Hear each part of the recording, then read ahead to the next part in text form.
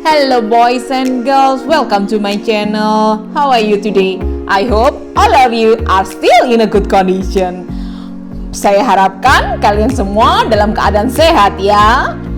Today, let's talk about narrative text. Jadi kali ini, mari kita bicara tentang narrative text. And now, let's get started.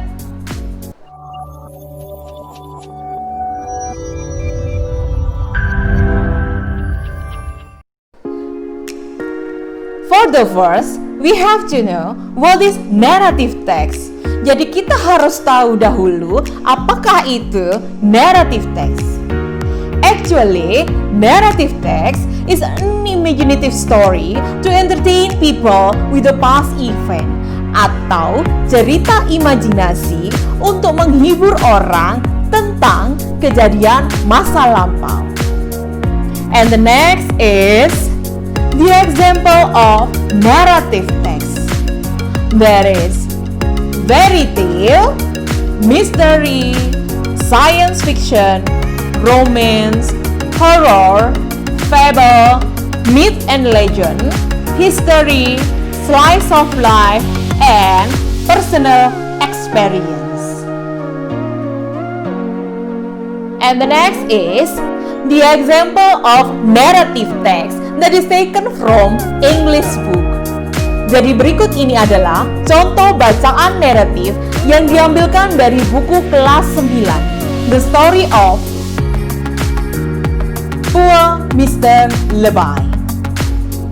Perhatikan masing-masing warna pada masing-masing paragraf.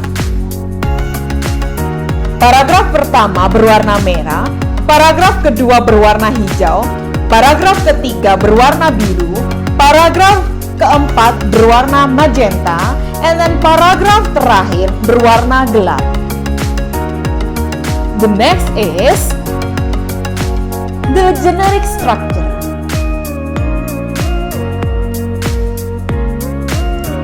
The first is the orientation. Jadi yang pertama adalah orientation. Orientation is the opening of the paragraph atau bisa disebut dengan paragraf pembuka. Kita lihat pada paragraf pertama. In orientation, there is time atau waktu terjadinya. And then there is person atau tokoh pada bacaan tersebut. And the next is place atau tempat kejadian. Next, there is complication. Complication adalah the problem in the story atau permasalahan di dalam cerita. In this story, stated in a paragraph 2 and 3. Next, there is resolution atau pemecahan masalah, the problem solving.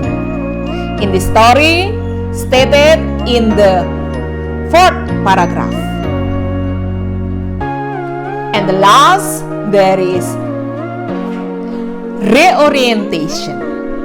Reorientation is the conclusion or the closing of the story. Jadi, reorientation adalah kesimpulan atau penutup dalam suatu cerita.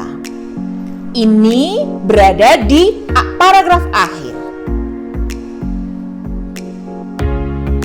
And for the next is language feature. Ciri kebahasaannya. For the first, there is using simple past tense yang ditandai dengan kata kerja bentuk kedua atau verb to. Next is using conjunction atau kita bisa tahu dari awal paragraf ada first, next, then, after that, dan seterusnya. The last, there is using time conjunction. biasanya menggunakan long time ago, once upon a time, and etc. dan selanjutnya. I think that's all for today. I hope all of you can remember all the materi today. Saya harapkan kalian semua mengingat pelajaran kali ini. Don't forget to subscribe, comment, and like. Thank you very much. Bye-bye.